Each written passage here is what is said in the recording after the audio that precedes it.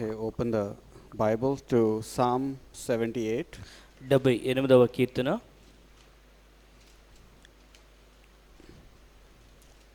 and verses 9 to 11. 9 నుండి 11 వరకు.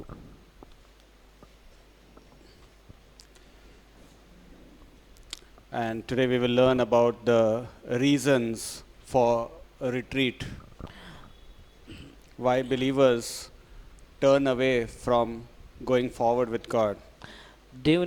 దేవునితో కలిసి ముందుకు వెళ్ళే టైంలో విశ్వాసులు ఎందుకని వెనక్కి వెళ్ళిపోతారు, దానికి గల కారణాలు ఏంటి అనే దాని గురించి మనం చూద్దాం. So here in Psalm 78 verse 9 it says, the children of Ephraim being armed and carrying bows turned back in the day of battle. విండ్లను పట్టుకుని యుద్ధ సన్నద్ధులైన ఎఫ్రాయిం సంతతి వారు యుద్ధకాలమున వెనుకకు తిరిగిరి.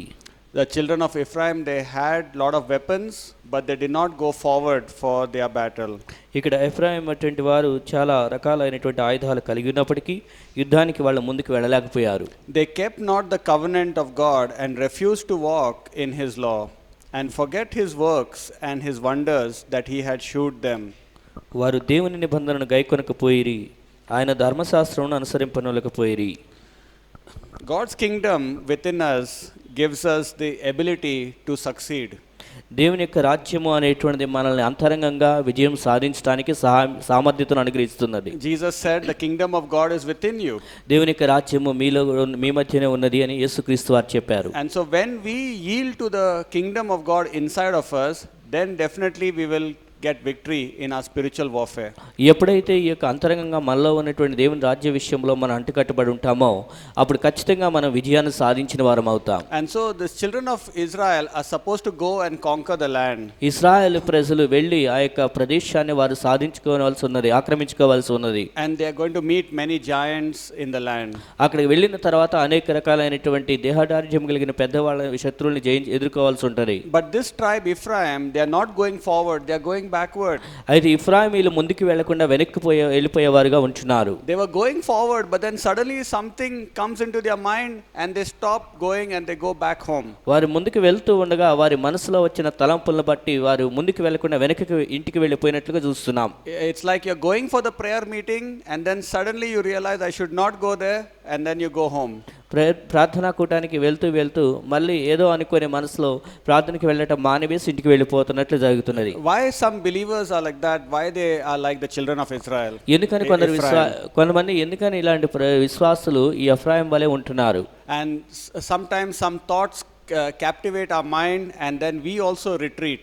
కొన్నిసార్లు మనకున్నటువంటి కొన్ని తలంపులు అనేటువంటివి మన మనసులో మనల్ని బంధించినట్లుగా ఉండటం చేత మనం వెనక్కి వెళ్ళిపోయేవారుగా ఉంటున్నాం. One of the reasons could be a lack of confidence in our victory. ఒక కారణం ఏంటంటే మనకి విజయం సాధిస్తాము అనేటువంటి దృఢ నమ్మకం కలిగి లేకపోవడం. And there could be some kind of uncertainty in the person's mind that is troubling them. లేకపోతే వారిని ఏదో ఇబ్బంది పెడుతున్నటువంటి ఒక నిశ్చయత లేనటువంటి విషయాన్ని కలిగి ఉండటము. If I go for this battle, if I don't win, I'll be a tremendous loser. ఈ యొక్క యుద్ధానికి నేను వెళ్ళి గెలవకపోతే నేను ఓడిపోయిన వాడిని బాగా చిత్తుగా ఓడిపోతాను అన్నట్లుగా అనుకుంటారు. And so there is an uncertainty in God's call. ఈ యొక్క దేవుని యొక్క పిలుపులో నిశ్చయత లేదు అన్నట్లుగా ఉంటున్నది. And many believers are not living with the fullness of faith. That's why they don't go forward in their spiritual warfare. అనేక విశ్వాసులు వారు పరిపూర్ణమైన విశ్వాసాన్ని కలిగి ఉండలేదు కాబట్టి వారి యొక్క ఆత్మీయమైనటువంటి పోరాటాన్ని చేయడానికి ముందుకు వెళ్ళలేకపోతున్నారు. When we are not walking close to God, our confidence in God will not develop. మనం దేవునితో కలిసి అన్యోన్యంగా నడవకపోయినట్లయితే దేవునిలో మనకున్నటువంటి దృఢ విశ్వాసం అనేటువంటిది బలపరచబడదు. And even a little dog that barks at us, we will be afraid of it. ఒక చిన్న కుక్క మొరిగినా కూడా మనం వెంటనే భయపడే వారంగా ఉంటున్నాం. Because now we know that we are not with God and God is not with us. ఎందుకంటే ఇప్పుడు దేవునితో మనం లేవు, దేవుడు కూడా మనతో లేడని అర్థమవుతున్నది. Why have they lost this confidence in God and why are they not sure of victory? ఎందుకని వారు దేవుని యందు ఆ యొక్క నమ్మకమును కోల్పోయారు, విజయం సాధిస్తామనే నమ్మకాన్ని ఎందుకు లేరు? In Hosea chapter 4 verse 17 it says, Ephraim has joined to idols. హోషేయ 4:17 ప్రకారము ఎఫ్రాయిమీరు విగ్రహారాధనలో కలిసిపోయారనే విషయం చెప్పబడింది. That means there are many things in Ephraim's heart that is against God. ఎందుకంటే ఈ యొక్క ఎఫ్రాయిం యొక్క హృదయంలో దేవునికి వ్యతిరేకమైనటువంటి అనేకమైనవి ఉన్నాయి. And in Hosea chapter 8 and verse 11 it says, Ephraim has made many altars to sin. హోషేయ 8:17 ప్రకారము ఎఫ్రాయిం వారు పాపము చేయుటకు బలిపీఠములను కట్టారు అనే విషయాన్ని చెప్తున్నారు. And when we are living in all these sins in our lives and the idols that we have set up in our heart, definitely we will not lack the confidence in God. ఈ విధంగా we will lack the confidence in God. ఈ విధంగా మనం అనేక రకములైన పాపములను లేకపోతే అనేక రకాలైనటువంటి అనవసరమైన ఆలోచనలు మనలో కలిగి ఉండటం చేత విగ్రహాలని మనం దేవుని యందు నమ్మకమును కోల్పోయే వారంగా కొరత కలిగిన వారంగా ఉంటాము. When David has idols in his heart, he is not seeking God. దావీదు హృదయంలో విగ్రహములు ఉన్నప్పుడు దేవుని వెదకటం మానవేశాడు. But when David is in the spirit, he is seeking God and he wants to pursue the enemy. అయితే దావీదు ఆత్మయందు ఉన్నప్పుడు దేవుని వెదుగుతూ దేవుని వెంబడించడానికి ఆసక్తి కలిగిన వాడుగా చూస్తున్నాం. And so believers also will turn back from following God confidently because they love sin. విశ్వాసులైన వాళ్ళు కూడా పాపమును ప్రేమిస్తున్నారు కాబట్టి దేవుని వెంబడించే విషయంలో వెనుకి తిరిగి వెళ్ళిపోతున్నారు. They know that God cannot give them the victory because their life is not righteous. వారి యొక్క జీవితాలు నీతికరంగా లేవు కాబట్టి దేవుడు వాళ్ళకి విజయాన్ని ఇవ్వరు అనే విషయాన్ని తెలుసుకుంటున్నారు. And they fear the failure because in the eyes of God they are living like Acans and they will lose. వారు దేవుని దృష్టిలో ఆకానుల వలె జీవిస్తున్నారు కాబట్టి వారు ఓడిపోయిన వారుగా కనబడుతున్నారు. But they are not believing in the grace of God and they are not wanting to forsake their sins. వారు దేవుని కృపయందు నమ్మకం ఉంచలేదు, పాపమును విడిచిపెట్టడానికి ఇష్టపడటం లేదు. If Ephraim had to just say, Lord, forgive me all my sins and I repent and give me the victory in the battle, God would have answered in 1 second.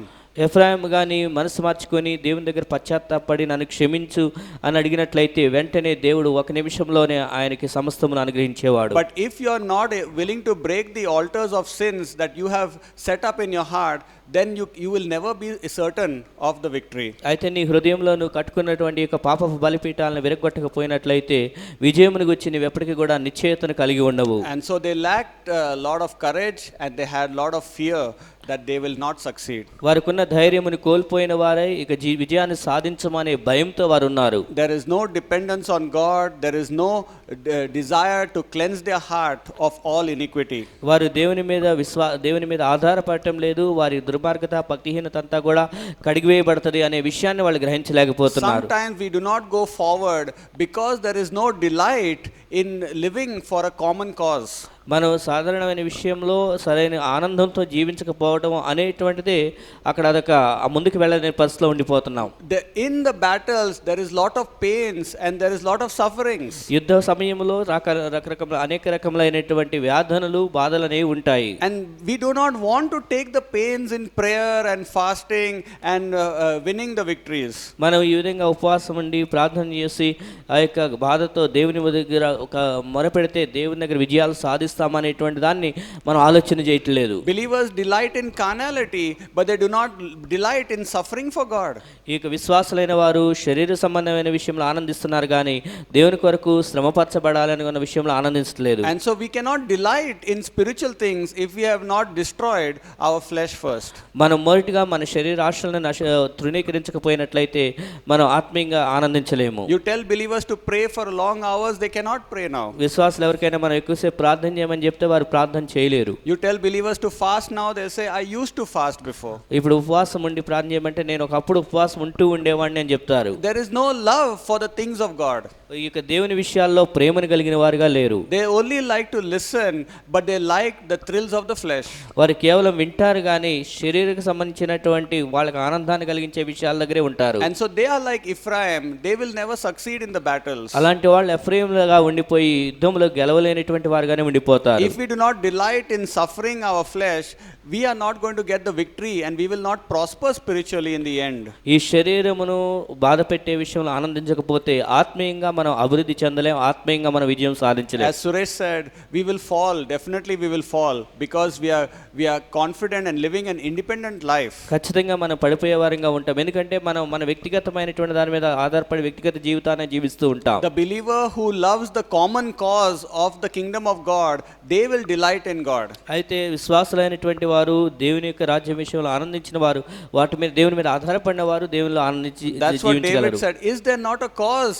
This is your cause is my cause. అందుకనే దావీదు కూడా అన్నాడు, మీకున్న కారణమే నాకు కూడా ఒక హేతువై ఉన్నది అని చెప్పాడు. Ephraim does not want to be united with the whole of Israel. ఈ ఎఫ్రాయిమీలు ఇశ్రాయేలు ప్రజలతో ఏకమై ఉండటానికి ఇష్టపడలేదు. They want to be divided, they want to be different than Israel. ఇశ్రాయేలు ప్రజలతో ఉండటం, ఏకమై ఉండటం ఇష్టం లేక వారు విభిన్నంగా ఉండటానికి ఎఫ్రాయిమీలు ఇష్టపడ్డారు. And so we only can go forward in the battle if we are one with God's cause. ఎప్పుడైతే దేవుని యొక్క హేతువుతో దేవుని యొక్క విషయాలతో మనం ఏకమై ఉంటాం, అప్పుడు మాత్రమే మనం ముందుకు కొనసాగలము. And if we love his people, మనం ఆయన ప్రజలను ప్రేమిస్తే ఆ విధంగా చేయగలం. if there is no love, there will be no unity for God's people. మనలో ప్రేమ అనేటువంటిది లేకపోయినట్లయితే దేవుని యొక్క దేవుని బిడ్డల ఐక్యత అనేటువంటిది కూడా ఉండదు. And Ephraim also, he does not love God's people but loves secretly their own family. ఎఫ్రాయిమీలు వాళ్ళు దేవుని బిడ్డలను ప్రేమించకుండా వారి సొంత కుటుంబాలను ప్రేమించిన వారుగానే ఉండిపోయారు. And sometimes believers can live in a false contentment and not want to enlarge things for the kingdom of God. కొన్నిసార్లు విశ్వాసులైనటువంటి వారు దేవుని రాజ్యం నిమిత్తం వారి యొక్క విస్తరింప చేయకుండా, వారి హస్తాలు చాపకుండా వారికి ఉన్నటువంటి సమృద్ధిలోనే సంతృప్తి చెందుతూ ఉంటారు. Why should I enlarge things for the church? I'm happy, I got what I want. నాకు ఏది కావాలో నేను పొందుకున్నాను, నాకు అంతటితో సంతోషం, దేవుని మందిరం కోసం నేనేం చేయనక్కర్లేదు అన్నట్లుగా ఉంటారు. Oh Ephraim, you go back, otherwise you will not even be able to enjoy what you have built in your own land. ఎఫ్రాయిము, నువ్వు వెనక్కి వెళ్ళకపోతే నువ్వు ఏదైతే కట్టుకున్నావో నీ సొంత ప్రదేశంలో దాన్ని నువ్వు ఆనందించలేవు అన్నట్లుగా ఉంటుంది. Be content with what you have, don't lose it.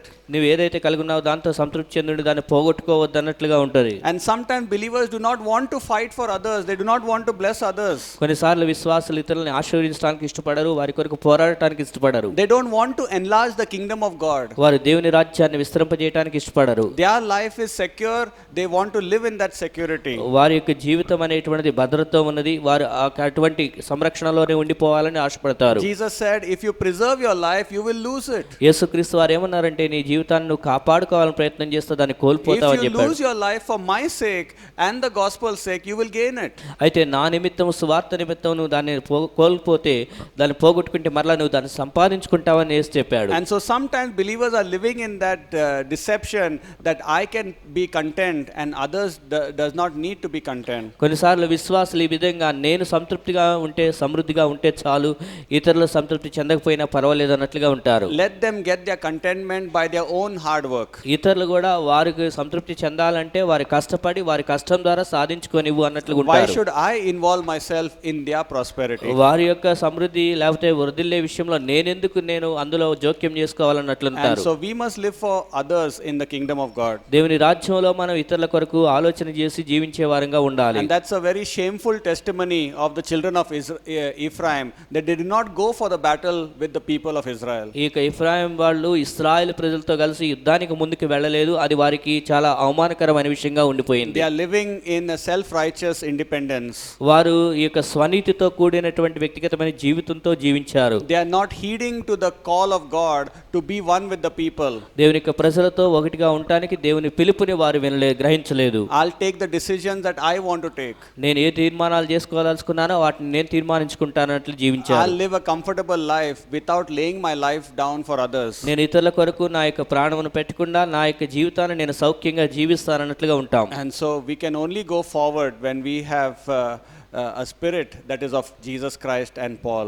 ఎప్పుడైతే మనం యేసుక్రీస్తు వారే లేకపోతే పౌలు వలె మనసును కలిగి ఉంటామో అప్పుడు మాత్రమే మనం ముందుకు కొనసాగే వారంగా ఉండగలం. Who is one with the church, who lives for the church. మనం సంఘముతో ఏకమై ఉండి సంఘము కొరకు జీవించే వారమై ఉండాలి. Who delights in laying down their life for others. ఇతరుల కొరకు ప్రాణం పెట్టే విషయంలో ఆనందించే వారమై ఉండాలి. Who is confident of the victory and has no doubt and uncertainty. యుద్ధం గెలిచే విషయంలో దృఢనిశ్చయిత కలిగి ఉండాలి, కానీ ఓడిపోతాం పొందుతావేమనే అనిశ్చితతో ఉండకూడదు. I will make decisions for God because my God is going to guarantee me success. నా దేవుడు నాకు నిజంగా విజయాన్ని చేకూరుస్తాడు అనే విషయంలో నమ్మకాన్ని కలిగి ఉండాలి. I will be a person who is living for God. నేను దేవుని కొరకు జీవించే వ్యక్తిగా ఉంటాను అని కోరుకోవాలి. When we turn back, when we retreat, we are not only glorifying the devil, but we are shaming the honor of our God.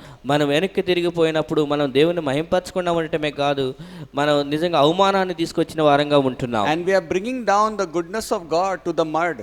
మనం దేవుని యొక్క మంచితనం అంతటిని కూడా నేలపాలు చేసిన వారం అవుతున్నాం. God is going to give you the good success, he told to Joshua. యెహోషువతో దేవుడు ఏమనంటే నేను నీకు మంచి విజయాన్ని చేకూరుస్తానని చెప్పాడు. God's goodness is with you by his presence. దేవుని యొక్క సన్నిధిని ఉంచి దేవుని యొక్క మంచితనం ఎల్లప్పుడూ నీతో కూడా ఉంచుతాడు. When somebody bold and strong is with us, we get so much encouragement.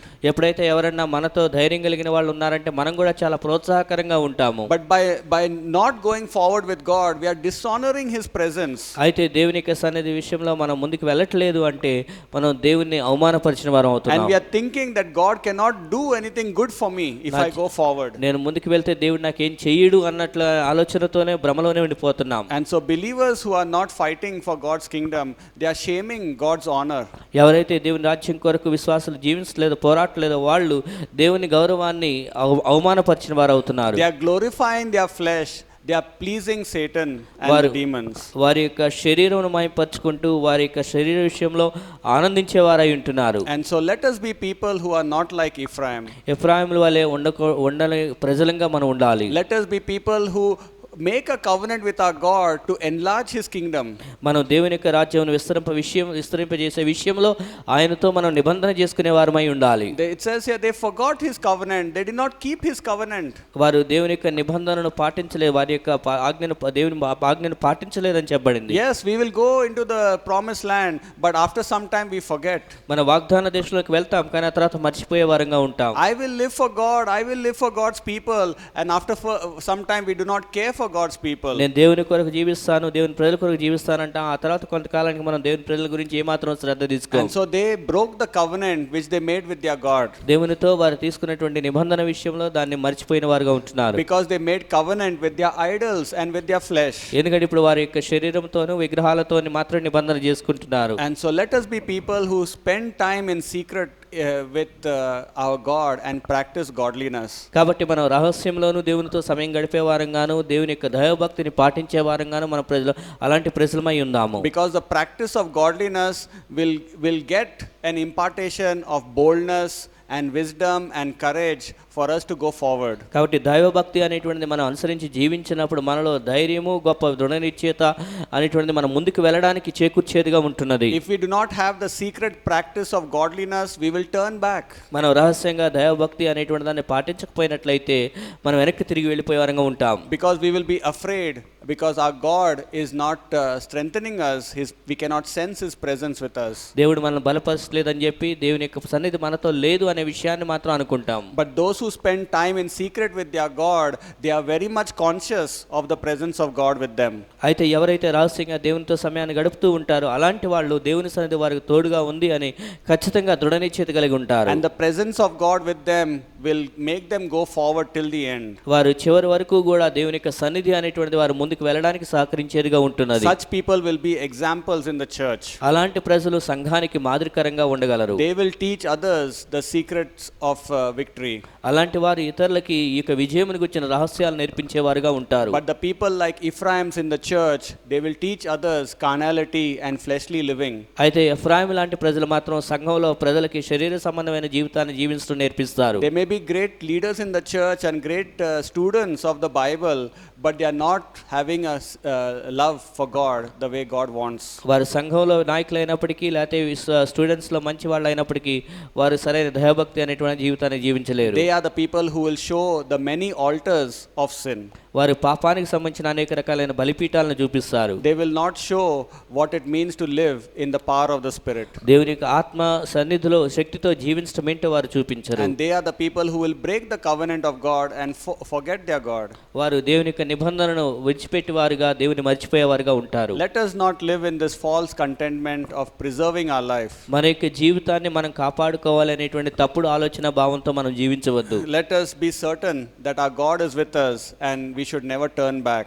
మన దేవుడు మనతో కూడా ఎల్లప్పుడూ ఉన్నాడు, మనం ఎప్పటికీ బయటికి వెనక్కి తిరగనవసరం లేదు అనేటువంటి ఆలోచనతో జీవించుదాం. God is not happy with Ephraim and is not happy with believers who dishonor his presence with them. దేవుడు ఎఫ్రాయిముల విషయంలో ఆనందించలేదు. అలాగే ఎవరైతే దేవుని సన్నిధి విషయంలో అవమానపరిచినట్లు జీవిస్తారో అలాంటి వాళ్ళు కూడా దేవునిలో దేవుడు వారిని యందు ఆనందించడు. Let us go forward and do great exploits for our God in the days to come. కాబట్టి రాబోయే రోజుల్లో దేవుని కొరకు ముందుకు వెళ్ళిపోతూ దేవుని కొరకు గొప్ప కార్యములు చేసే ప్రజలుగా ఉందాం. Amen. Amen. Heavenly Father, we thank you, O Lord, that you are with us and that gives us courage. తండ్రి, నువ్వు మాతో కూడా ఉన్నావు, అది మాకు గొప్ప ధైర్యాన్ని ఇస్తున్నది. నీకు వందనములు. Help us to delight in sufferings.